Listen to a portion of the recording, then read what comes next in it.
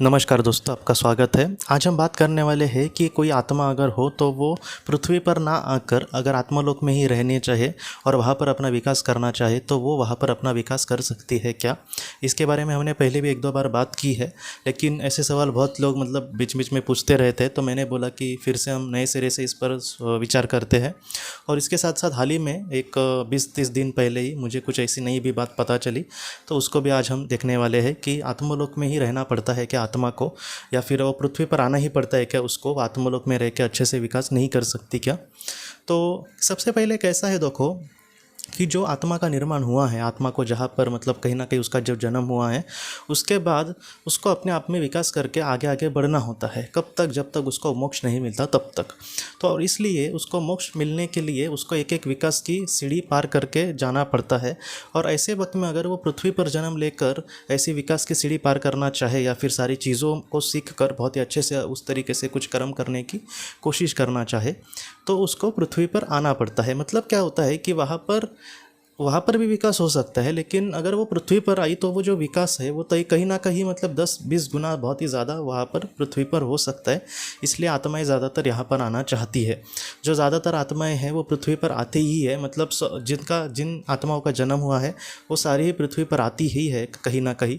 बस बहुत बार क्या होता है कि पृथ्वी पर कुछ इस तरीके से नेगेटिविटी है, एक नकारात्मक शक्ति या फिर एक बुरी शक्तियाँ, जिसको हम कहते हैं ना कि हालत, या फिर इस तरीके से विषमता या फिर नाइंसाफ़ी है।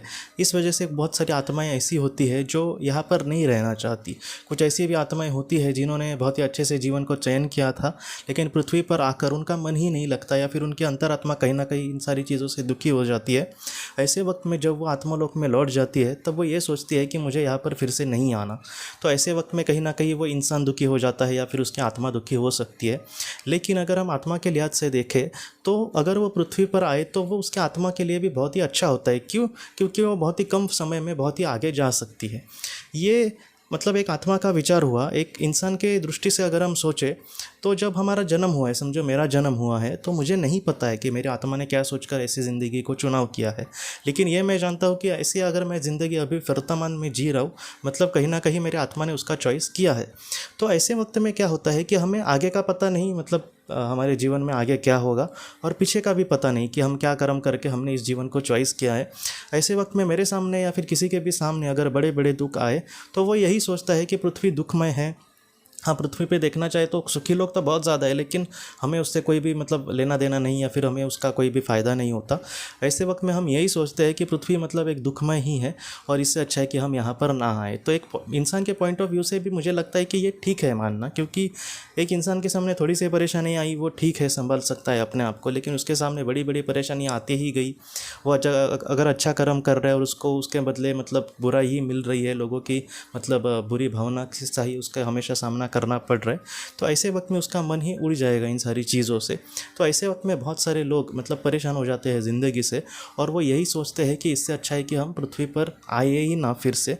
उससे अच्छा है कि हम अगले जन्म में जब हमारा अगला जन्म ही ना हो, बस हम यहाँ से मुक्त हो जाए और हमारा यहाँ का जीवन कार्य पूरा करने के बाद हम आत्मलोक में ही चले जाए, और वहाँ पर ही अपने विकास के आगे की सीढ़ी हम चलते जाए। तो इस तरीके से आत्माएं सोचती है।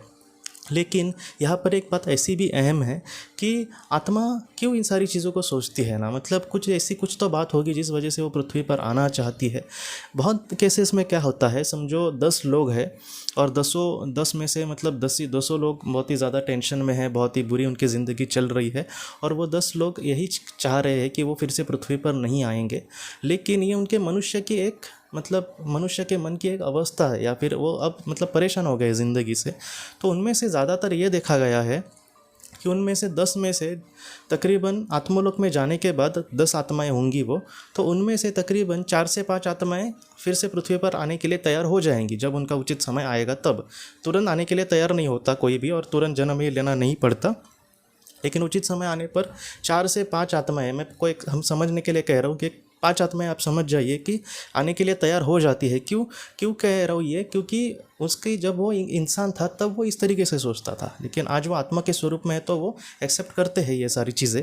और ऐसे वक्त में कुछ आत्माएं ऐसी भी होती है जो अगले जीवन में किसी अच्छाई को मतलब ज़्यादा चॉइस कर सकती है, क्योंकि अगर उसके सामने हमेशा ही नेगेटिविटी आती है गई तो वो संभाल नहीं पाएगी अपने आप को। इससे अच्छा है कि वो यही सोचती है कि मैं कुछ जन्म अब अच्छे भी ले सकती हूँ जहाँ पर उसको संघर्ष ज़्यादा नहीं करना पड़ेगा। तो ऐसी भी कुछ आत्माएं होंगी जो इस तरीके से जन्म ले सकती है। लेकिन अगर समझो 5 आत्माओं ने जन्म लिया तो बाकी के जो 5 है उनमें से कुछ ऐसे 2-3 आत्माएं होंगी जो बहुत ही समय के बाद जन्म ले सकती है। जैसे मतलब एक कोई समझो बहुत ही बड़ी मतलब ऐसी चीज़ है जिससे मैं डरता हूँ, तो आज मैं वो करना नहीं चाहूँगा, लेकिन थोड़े दिन मैं उस पर उसकी प्रैक्टिस करूँ या फिर थोड़े दिन के बाद हमारे मन में थोड़ा सा और भी कॉन्फिडेंस आ जाए कि हाँ मैं उसका सामना अच्छे से कर सकता हूँ।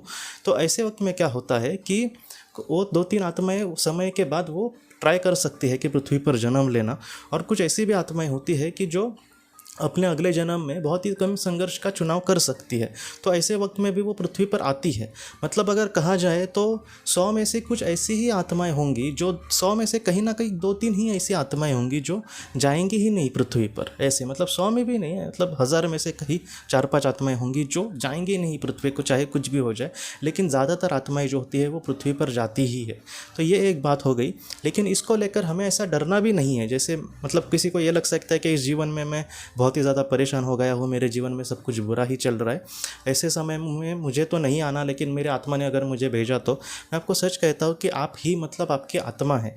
जैसे मैं इस दुनिया से चला जाऊँगा तो मेरा जो भौतिक मन है वो हमेशा के लिए मर जाएगा या फिर वो हमेशा के लिए लुप्त हो जाएगा। बाद में मैं जो मतलब बाकी रहूँगा वो मेरी आत्मा ही होगी। अगर मैं ही अपने बारे में कुछ ऐसा चुनाव करता हूँ और ऐसे समय में अगर मेरी ज़िंदगी में बहुत ही ज़्यादा संघर्षमय जीवन वो आया है, तो मैं खुद ये चाहूँगा कि मेरे जीवन में फिर से इस तरीके से संघर्ष अभी तो नहीं आए, बाद में का हम बाद में देखेंगे, लेकिन ऐसे समय में मैं ऐसी किसी जीवन का चयन करना चाहता हूँ जहाँ पर मुझे ज़्यादा संघर्ष ना करना पड़े, जहाँ पर मुझे ज़्यादा दुख का सामना ना करना पड़े। लेकिन ये भी बात तब होगी जब मैं थोड़े से ऊंचे लोक में होऊंगा, कम से कम मैं 5वें-6ठे लोक में होऊंगा, तब मैं अपने इस विचार को एग्जीक्यूट कर सकता हूँ या फिर उसको इस्तेमाल करके अगले जीवन का चुनाव कर सकता हूँ। अगर कोई आत्मा दूसरे या फिर तीसरे लोक में हो, उसका जीवन में उसने ही बुरा किया इसलिए वो दूसरे तीसरे लोक में जाएंगे और वहाँ पर वो कहेंगे कि नहीं मुझे तो अच्छा ही जीवन चाहिए। तो ऐसा ज़्यादा बार नहीं होता, लेकिन ऐसा भी बहुत बार ऐसा देखा गया है। इसलिए आपने भी देखा होगा कि किसी अमीर घर का कोई लड़का होता है, उसको जीवन में कुछ भी टेंशन नहीं होती, लेकिन फिर भी ऐसे लोग सुधरते नहीं हैं। मतलब कैसे कि मतलब वो बुरा ही कुछ काम करते रहते हैं। मतलब क्या होता है कि ये दूसरे तीसरे कहीं लोक में हो सकते हैं और इनको मतलब कुछ ऐसे जीवन दिए गए हैं जहाँ पर ये कुछ अच्छा करने की कोशिश करें, लेकिन पृथ्वी पर जीवन होने के बाद उनका शुरू वो फिर भी कुछ बुरा ही करते रहते हैं। तो इस तरीके से चीज़ें होती है। इसलिए अगर हम बात करें तो आत्मा आत्मलोक में रह के भी अपना बहुत ही अच्छे से विकास कर सकती है, लेकिन उसको जो वक्त लगेगा वो बहुत ही ज़्यादा होता है। समझो पृथ्वी पर किसी एक चीज़ को हमें सीखना है और उस तरीके से हमें आगे बढ़ना है और अपना आत्मा का विकास करना है या फिर आध्यात्मिक विकास करना है, तो ऐसे वक्त में जो पृथ्वी पर हम 150 साल में जो कर सकते हैं बहुत ही अच्छे से विकास, उसको हमें आत्मलोक में हो सकता है कि 2-3 हज़ार साल भी लगे। तो इसलिए पृथ्वी पर आना बहुत ही ज़्यादा पसंद कर सकती है आत्मा, और बहुत ज़्यादातर आत्माएं यहाँ पर आती ही है। लेकिन कुछ ऐसी भी आत्माएं हैं, मैंने जैसे कहा कि इस 1000 में से कुछ ऐसी भी 2-3 आत्माएं ज़रूर होंगी जो पृथ्वी पर इतने ऊब गए या फिर उतना मतलब वो कंटल गए इस जीवन से कि वो फिर से नहीं आना चाहते। लेकिन यहाँ पर कुछ ऐसी भी आत्माएं होती है कि जो पहले लोग की आत्माएं है, वो भी बहुत समय के बाद मतलब हज़ारों साल तक भी वो निचले स्तर पर वैसे ही पड़े रहते हैं। क्यों? क्योंकि इनको पता है कि इनके कर्म की वजह से इनको बुरे जन्म लेने पड़ेंगे और उसके लिए वो तैयार नहीं होते पृथ्वी का दुख सामना करने के लिए, दुख का। और इस वजह से क्या होता है कि वो वहाँ पर ही हज़ारों साल तक रहते हैं। तो कुछ ऐसी भी आत्माएँ देखी गई हैं। और हाल ही में मुझे ये पता चला दोस्तों कि जो ऊंचे लोग की आत्माएं होंगी, समझो 6ठे या फिर 7वें लोग की, तो ऐसी जो आत्माएं होती है वो बहुत ही कम बार मतलब जन्म ले सकती है। जैसे मैंने एक दीदी का आपके सामने एक उदाहरण रखा था, एक सच्ची घटना थी वो। उसका हस्बैंड नहीं है और उसने अपना ऑटोमेटिक राइटिंग किया था। तब उसके हस्बैंड ने डायरेक्टली कहा था कि मैं 6ठे लोक में हूँ, बहुत ही ऊँचे लोक की वो आत्मा थी उसका हस्बैंड। और उसने ये कहा था कि अब मुझे फ़िलहाल बहुत ही जल्दी जन्म लेने की ज़रूरत नहीं है, मुझे अब ज़रूरत ही नहीं है। उसने कहा मैं यहाँ पर भी रह के अपना विकास कर सकता हूँ। तो ऐसा भी होता है। इसलिए मैं आपको सच कहता हूँ कि इसलिए हमें अच्छाई को लेकर चलने की कोशिश करनी होगी। हम हमारे सामने, हाँ मुझे पता है कि बहुत बड़े दुख आए हैं, उस दुख का अगर हम बहुत ही अच्छे से समझो सामना करते हैं और ऐसे वक्त में हमारे आत्मा का मतलब स्तर बहुत ही अच्छे से आगे बढ़ गया और हम धीरे धीरे समझो छठे या फिर छठे के मतलब छठे लोक से आधे मतलब छठे लोक में सातवें स्तर से भी समझो आगे चले गए या फिर पाँचवें स्तर से भी समझो आगे चले गए। तो ऐसे वक्त में हमें कोई ज़बरदस्ती नहीं करेगा कि आप पृथ्वी पर चले जाइए और जीवन का चुनाव करिए। तो इसलिए क्या होता है कि ऐसे मतलब उस मतलब पोजीशन पर हम पहुँच कर हमें फिर से पृथ्वी पर आना ही होगा, ऐसे नहीं होता। जब आत्मा एक बहुत ही अच्छे ऊँचे स्तर पर जाती है तब वो बहुत ही ज़्यादा कम जन्म ले सकती है, या फिर ऐसा भी हो सकता है कि वो जन्म ही ना ले। जैसे विस्पा और ऋतु को भी बाद में सातवें लोक में जाने के बाद वो बहुत ही अच्छे से मतलब उन्होंने अपने आगे की जन्म की परिभाषा भी नहीं कही थी। हो सकता है कि वहाँ पर ही वो बहुत ही अच्छे से विकास करना चाहे, या फिर ऐसी जो आत्माएं होती है सातवें लोक के परे जाने वाली या फिर सातवें लोक की, ऐसी आत्माएं बाद में लोक कल्याण के लिए भी पृथ्वी पर आ सकती है। तो ये एक बात मतलब हाल ही में मैंने देखी, क्योंकि छठे लोक की किसी आत्मा को जन्म ही मैं नहीं लूँगा, ऐसे बहुत कम मतलब केसेस हुए होंगे और मुझ तक वो पहली बार ये इस दीदी की वजह से पहुँचा। तो मतलब वो बहुत ही अच्छी बात हम सबके लिए है ये, क्योंकि अगर हम सातवें छठेवीं स्तर तक कहीं ना कहीं लोक तक चले जाए बहुत ही अच्छे कर्म करके, तो हो सकता है कि हमें बार बार या पृथ्वी पर नहीं आना पड़े। लेकिन कुछ ऐसा भी लोगों का मैंने देखा कि जो पृथ्वी पर आना चाहते हैं या फिर वो जो सोचते हैं कि पृथ्वी का ही जीवन सच्चा जीवन है, तो ऐसे वक्त में ऐसे भी लोगों को मैं इतना ही कहना चाहूँगा कि आप भी अपने जीवन में जितना हो सके हमें निस्वार्थ कर्म करके आगे बढ़ना चाहिए। हाल ही में मेरी मतलब कुछ अलग अलग अनुभव मिलते हैं। हाल ही में एक सर जी ने मुझे कुछ ऐसे मतलब बात कर रहे थे वो व्हाट्सएप पे ही, मैसेज से ही। मतलब ऐसे कुछ लोग होते हैं कि मतलब बातें तो ऐसी मतलब उनकी होती है जहाँ पर वो इंसानियत की बात करेंगे और हमें ऐसा कुछ करना है या फिर आज दुनिया में बहुत ही बुरा होता है। ये सारी चीज़ें हम सब समझ रहे हैं कि दुनिया में बुरा हो रहा है, लेकिन हम उसमें कुछ भी नहीं कर रहे और हम दूसरे को बताते रहे कि हमें ये करना चाहिए वो करना चाहिए। मेरा ये कुछ क्षेत्र मैंने चॉइस किया है, इतना ही नहीं बल्कि मैं और भी कुछ ऐसी चीज़ों में, जैसे मेरे रेगुलर जीवन में भी मैं जितना हो सके किसी को मदद करना या फिर किसी को मतलब पढ़ने के लिए बुक देना वगैरह, मेरे हिसाब से जितना हो सके मैं करने की कोशिश कर रहा हूँ। सिर्फ मैं पहले भी आपसे कहा है कि हम सिर्फ बात करें उसको कोई बात नहीं। मुझे मतलब दुनिया अभी बुरी है, सब एक दूसरे को बहुत ही ज़्यादा मतलब ये कर रहे हैं आज, मतलब एक दूसरे पर मतलब होता है ना कि जैसे दुश्मनी बढ़ रही है या फिर विध्वंस जैसी स्थिति हो गई है, ये सबको पता है और सब लोग देख रहे हैं।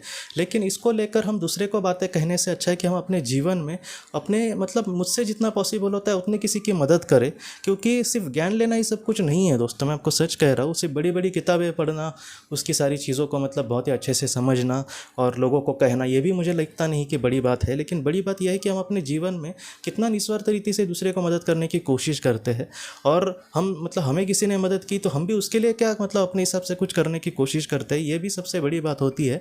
इसलिए मैं आपको कह रहा हूँ कि इन सारी चीज़ों को अपने जीवन में ढालना ये बहुत महत्वपूर्ण है। खुद विस्पा ऋतु ने भी कहा था कि हम अपने जीवन में अच्छा ज्ञान को लेकर उसका आचरण किस तरीके से करें, यह भी महत्वपूर्ण है। बहुत सारे मतलब अगर देखा जाए तो रावण जैसे इंसान को भी बहुत ज्ञान था, सारे वेद उसको मतलब पाठांतर थे उसके, लेकिन फिर भी वो एक बुरा इंसान ही मतलब बन के रह गया।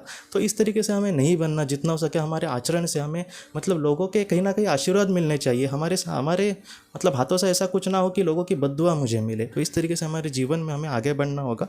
हम निस्वार्थ कर्म करें, किसी का अच्छा करें और समाज में कुछ अपना मतलब योगदान हमेशा करने की कोशिश करें। इतना करके भी हम कभी भी क्रेडिट अपने आप पे ना ले। तो इसी तरीके से हमें अपने जीवन में आगे बढ़ने की कोशिश करनी होगी।